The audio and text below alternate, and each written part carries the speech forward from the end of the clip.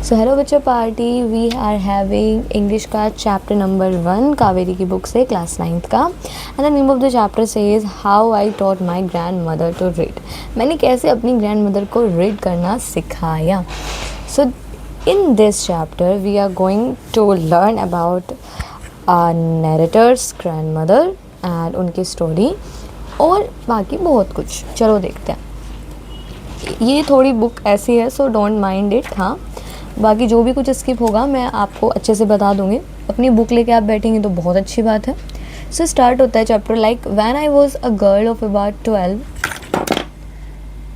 I used to stay in a village in North Karnataka with my grandparents. Those days the transport system was not very good, so we used to get the morning paper only in the afternoon.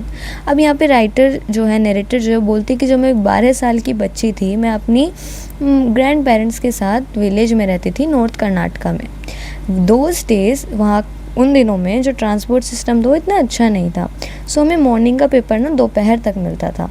The weekly magazine used to come one day late. Weekly magazines भी एक दिन late आती थी। All of us would wait eagerly for the bus which used to come with the papers, weekly magazines and post. अब हम लोग क्या करते थे, बहुत ही ज़्यादा ईगरली वेट करते थे। किसका वेट करते थे? बस का वेट करते थे जो न्यूज़पेपर को लाती थी, वीकली मैगजीन्स को लेके आती थी और पोस्ट को लेके आती थी। एट दैट टाइम, उस समय Triveni was a very popular writer in the Kannada language. उस समय ना त्रिवेणी जो थी एक बहुत ही ज़्यादा पॉपुलर राइटर थी कन्नड़ लैंग्वेज की। हर style was easy to read. उनका स्टाइल पढ़ने में बहुत आसान था एंड बहुत ही ज़्यादा कन्विंसिंग था। उनकी बातों में सब लोग बिलीव करते थे। Her stories usually dealt with complex psychological problems in the lives of ordinary people. उनकी जो स्टोरी थी ना वो ज़्यादातर डील करती थी कॉम्प्लेक्स साइकोलॉजिकल प्रॉब्लम्स, जो एक साइकोलॉजी बेस्ड प्रॉब्लम्स रहती थी किसके लाइफ में, ऑर्डिनरी पीपल की लाइफ में। वो सोचते कैसे थे, उनकी थिंकिंग कैसे थी, and were always very interesting, और बहुत ही ज़्यादा इंटरेस्टिंग रहती थी हमेशा। One of her novels called Kashi यात्री। उनकी एक नॉवल जो है वो है काशी यात्री। ओके, यहाँ पे रह गया है, यस ऊपर भी है। Okay, unfortunately for Kannada literature she died very young. अब अनफॉर्चुनेटली जो वो राइटर रहती है वो बहुत ही यंग एज में डेथ हो जाती है उनकी। Even now after 40 years people continue to appreciate her novels. हालांकि 40 साल के बाद भी लोग उनकी जो नॉवेल्स है ना उनको काफ़ी ज़्यादा अप्रिशिएट करते हैं। Alright, one of her novel called Kashi यात्री। उनकी एक नॉवल का में से जो एक नॉवल है उसका नाम है Kashi Yatri. Was appearing as a serial in the Kannada weekly Karmaveera then. अब वो जो नॉवल है वो एक सीरियल के, एक सीरीज़ के तौर पे आती थी, डेली जो मैगजीन आती थी जिसका नाम था करमवीरा। उसके अंदर it is the story of an old lady and her ardent desire to go to Kashi and Varanasi. ये स्टोरी एक लेडी की है, ओल्ड लेडी की है, जिनकी बहुत ही ज़्यादा अर्डेंट डिज़ायर थी। अर्डेंट मतलब कीन, किसी के पीछे बहुत ही ज़्यादा डिज़ायरेबल होना। कहाँ जाना था उन्हें? काशी, जिसको वाराणसी भी बोलते हैं। Most Hindus believe that going to Kashi and worshipping lord Vishweshwara is the ultimate punya. अब लोग मानते थे कि काशी में जाके पूजा करने से पुण्य मिलता है। ठीक है, this old lady also believed in this. अब ये जो ओल्ड लेडी थी ये भी इसमें बिलीव करती थी। ओल्ड लेडी कौन थी? जो ये कहानी है काशी यात्री, इसका मेन कैरेक्टर थी ओल्ड लेडी। ठीक है, अब लेकिन कहानी में ट्विस्ट आता है। क्या होता है कि in this story there was also a young orphan girl who falls in love but there was no money for the wedding. अब इनको ऑलरेडी स्ट्रगल हो रहा था वहाँ जाने में, जो नॉवल में दिखाया गया है। अब स्ट्रगल ये था कि यहाँ पे एक यंग ऑर्फन गर्ल थी, एक यंग गर्ल थी जो ऑर्फन थी, और उसको प्यार हो जाता है बट उसके पास शादी करने के लिए पैसे नहीं होते हैं। अब इन द एंड, अंत में क्या होता है, ये जो ओल्ड लेडी है gives away all her saving without going to Kashi. उन्होंने जितने पैसे जोड़ के रखे थे काशी जाने के लिए वो उस लड़की को दे देती है, और ये कहती है, she says the happiness of this orphan girl is more important than worshipping lord Vishweshwara at Kashi. कि इस लड़की की खुशी ज़्यादा है मेरे काशी जाकर विश्वेश्वर जी की पूजा करने से। सो दिस शोज़ की जो old lady was very very kind. Alright, अब यहाँ पे क्या होता है, नैरेटर के बारे में जानते हैं। अब नैरेटर बोलती है कि माई ग्रैंड मदर, कृष्ण का नैरेटर की ग्रैंड मदर होती है, क्योंकि वो नैरेटर अपनी ग्रैंड मदर के साथ रहती थी कर्नाटका में। सो उनकी जो ग्रैंड मदर रहती है कृष्ण का, never went to school so she could not read, वो कभी स्कूल नहीं गई तो वो पढ़ नहीं सकती। Every Wednesday the magazine would come and I would read the next episode of this story to her. So every Wednesday magazines आती थी और वो अगला एपिसोड में क्या हुआ वो पूरा अपनी दादी को सुनाती थी। During that time she would forget all her work and listen with the के।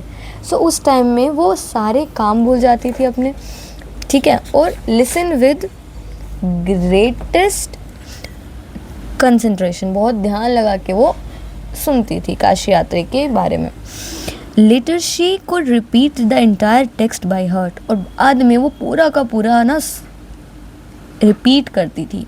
My grand mother too never went to Kashi. अब उसकी जो ग्रैंड मदर थी नैरेटर की, वो भी कभी काशी नहीं गई थी। And she identified her self with the novels protagonist. अब वो अपने आप को जो नॉवल की प्रोटोगोनिस्ट है, प्रोटोगोनिस्ट कहते हैं लीडिंग कैरेक्टर को किसी चीज़ के, ठीक है, और किसी भी प्ले में कोई मेजर कैरेक्टर, तो प्रोटोगोनिस्ट से वो अपने आप को काफ़ी रिलेट करती है कि अरे यार मैं भी कभी काशी नहीं गई हूँ, मेरा भी मन है ये वो, तो इसलिए भी उनका इंटरेस्ट कुछ ज़्यादा ही था उस चीज़ के अंदर। So more than anybody else, she was the one most interesting in knowing that happened next in the story and used to insist that I read the serial out to her. अब more than anyone, हर किसी से भी उनको सबसे ज़्यादा interest था कि आगे क्या होगा कहानी में, एंड यूज टू इंसिस्ट, और उससे इंसिस्ट करती थी कि रीड करे वो सीरीज़ अपनी दादी के लिए। दादी अपनी पोती से इंसिस्ट करती थी एंड उन्हें जानना था कि आगे क्या होगा। After hearing what happened next in Kashi Yatri, she would join her friends at the temple courtyard where we children would also gather to play hide and seek.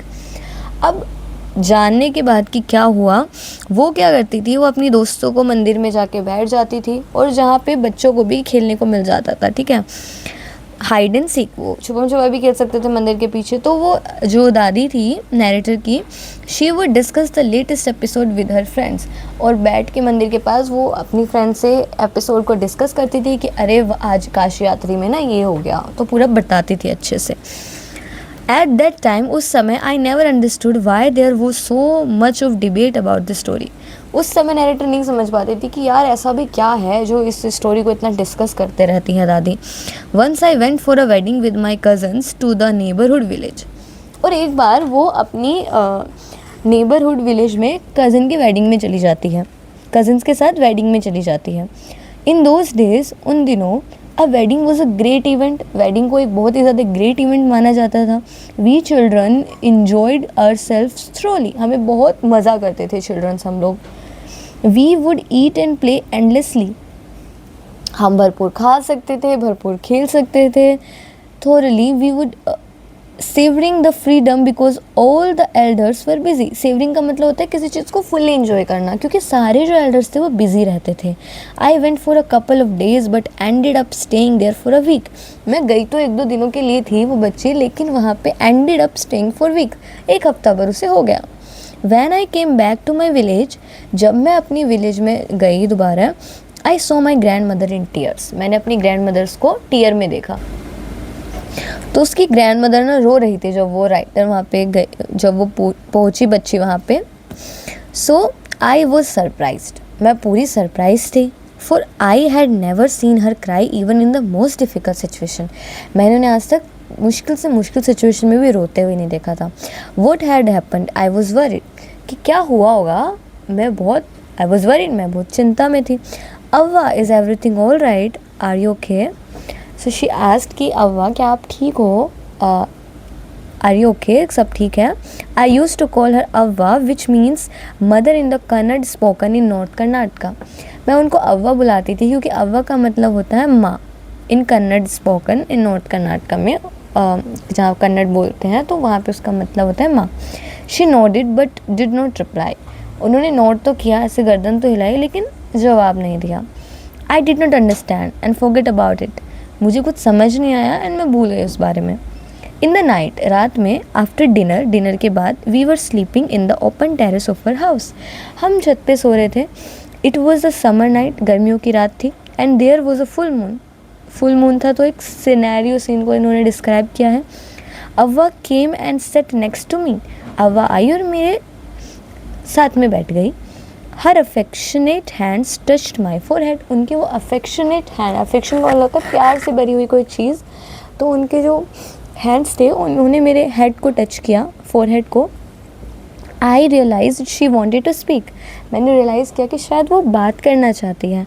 I asked her what is the matter, मैंने उनसे पूछा कि क्या बात है।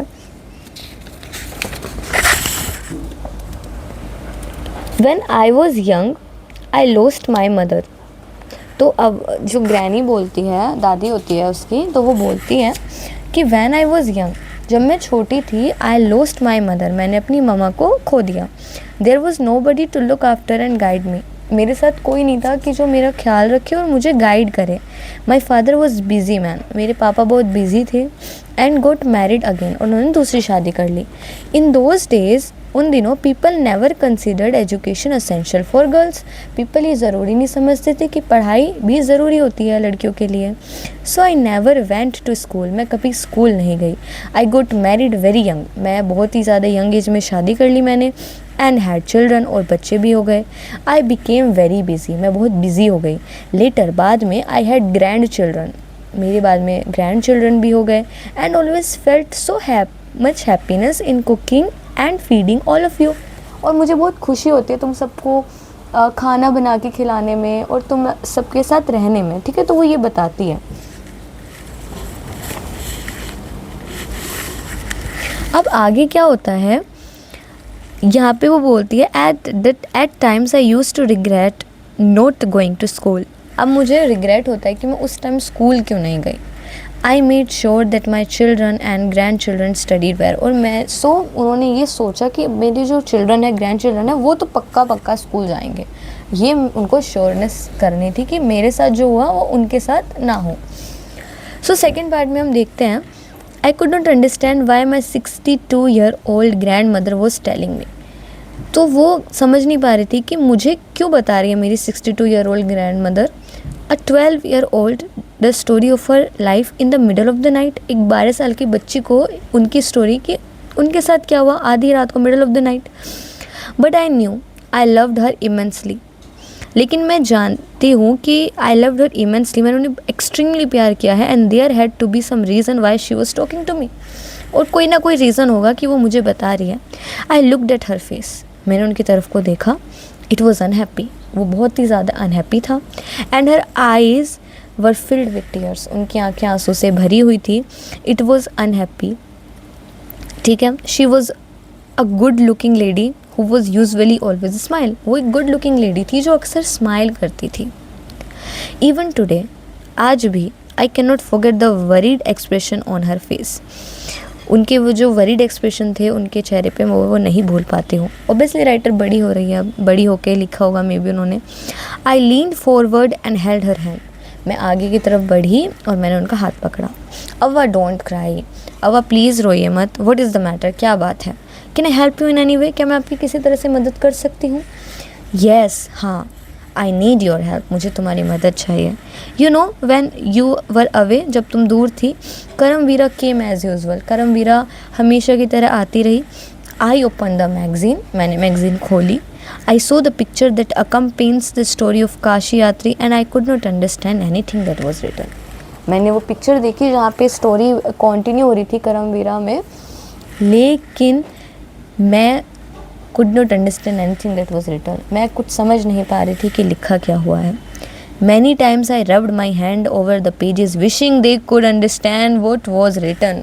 मैंने कितनी बार pages पे अपने हाथ को रब किया। आई विश कि मेरे हैंड्स तो समझ पाए कि लिखा क्या है। देख रहे हो आप, मजबूरी कितनी थी यहाँ पे।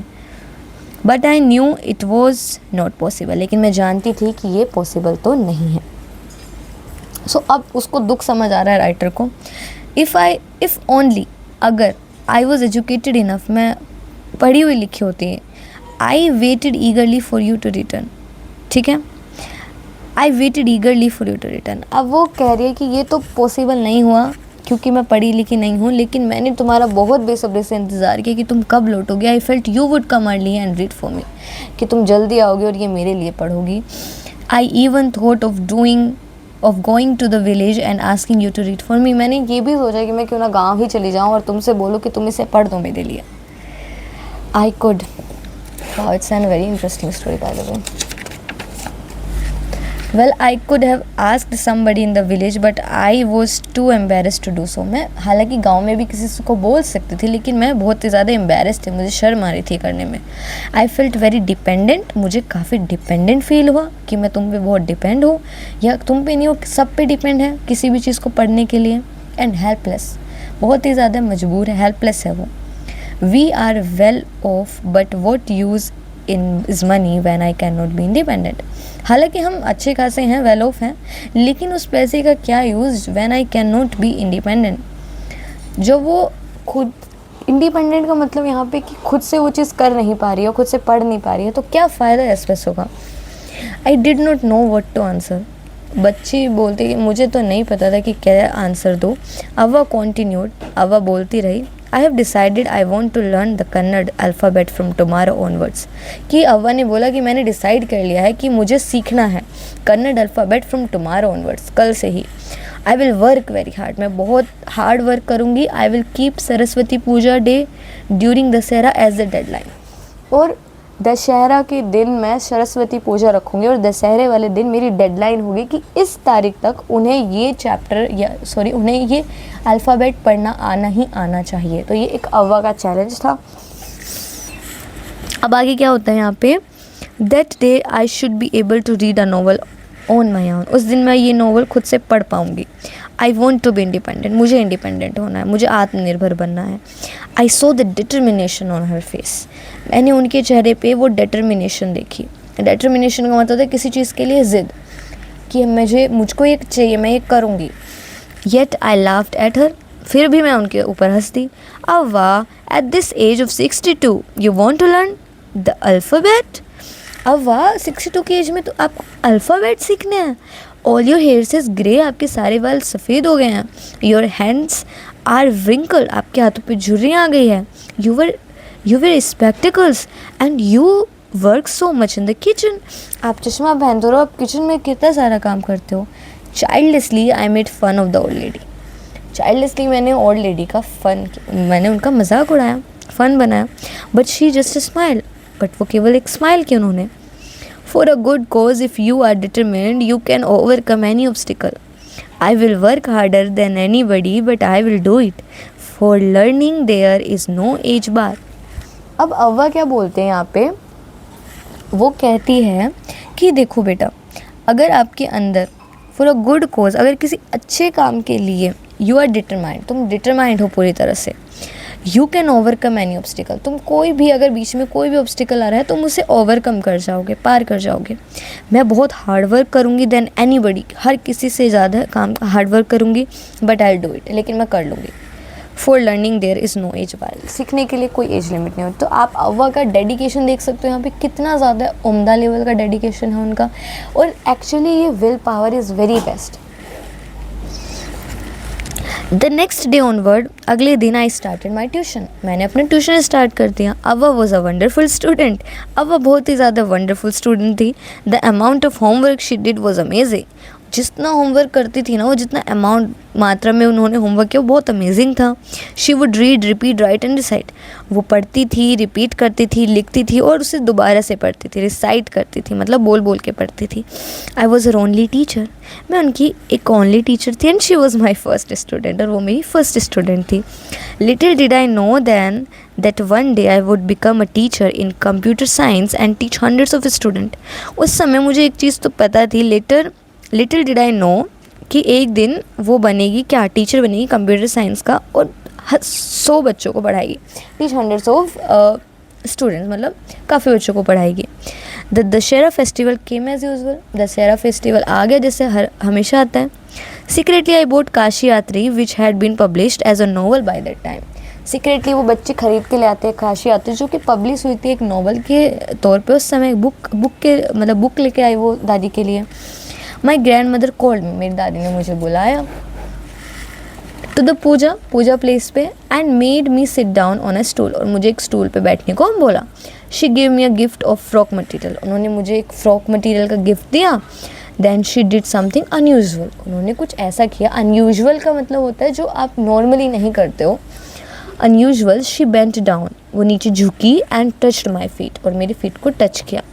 I was surprised and taken aback, वो सरप्राइज थी and taken aback, taken aback का मतलब होता है सरप्राइज बाय समथिंग अनएक्सपेक्टेड, कि ये तो उसे एक्सपेक्ट ही नहीं था कि ऐसे कैसे हो गया। ठीक है। Elders never touch the feet of youngsters, बड़े कभी बच्चों के फीट नहीं टच करते हैं, है ना, ये तो हम सब ने सुना है ना कि elders do not touch the feet.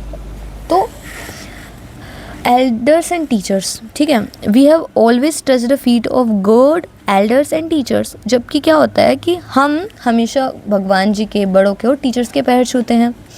We consider that as a mark of respect, और हम उसको एक रेस्पेक्ट के तौर पे देखते हैं। It is great tradition but today the reverse had happen, ये ग्रेट ट्रेडिशन है लेकिन आज तो उल्टा ही हो गया। इट वॉज नॉट करेक्ट, वो सही नहीं था। शी सेड कौन, अम्मा ने कहा, I am touching the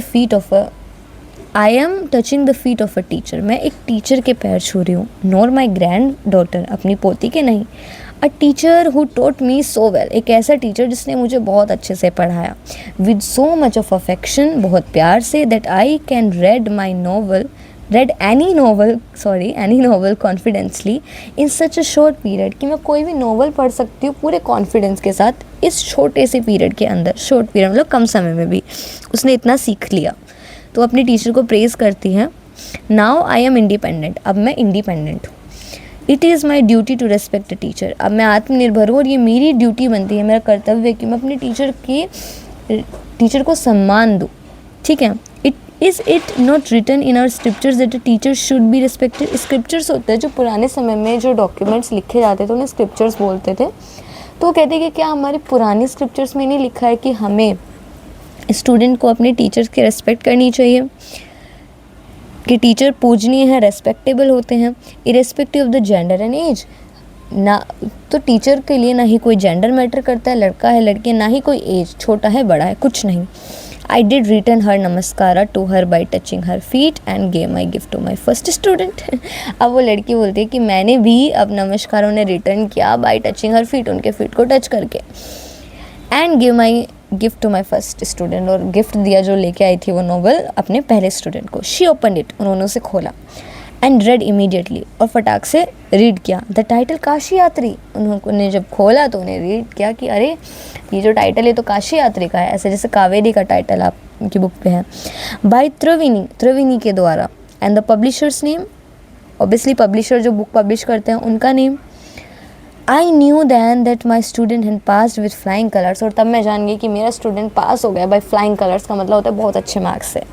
end ये यहाँ पे आपका चैप्टर ख़त्म हो जाता है, and that's it for today. और इसको रिटर्न किया गया, रिटन बाय सुधा मूर्ति।